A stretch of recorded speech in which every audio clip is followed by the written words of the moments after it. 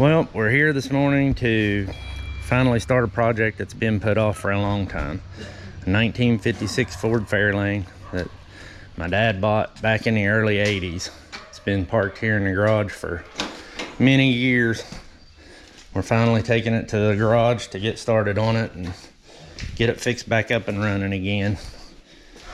It's been sitting in this condition for many years. Since 1989 was the last time it was licensed, so hopefully we can get something done to it soon.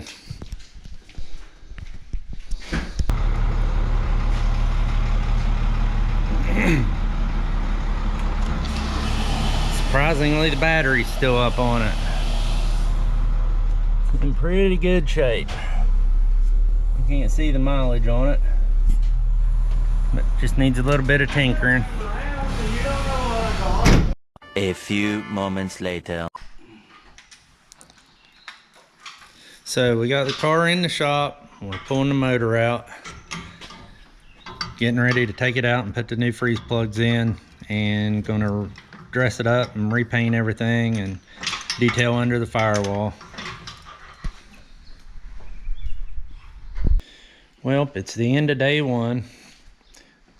Guys got quite a bit done today. Got the engine all ready to set out. Got everything unbolted from it. Getting ready to set it out in the morning. It's got quite a bit done. Car's in really good shape. Body's pretty straight. Doesn't have much rust at all or anything in it. I don't know if I showed this earlier or not, but it's got 64,455 original miles on it. So it's pretty good shape. Just needs some cleaning and some tinkering, and I think everything will be fine with it.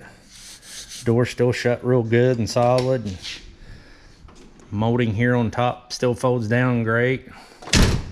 It is a hard top, which when this back window is rolled down, all this is open through here. There's no post like a lot of the cars had of this era, but the old car's in pretty good shape.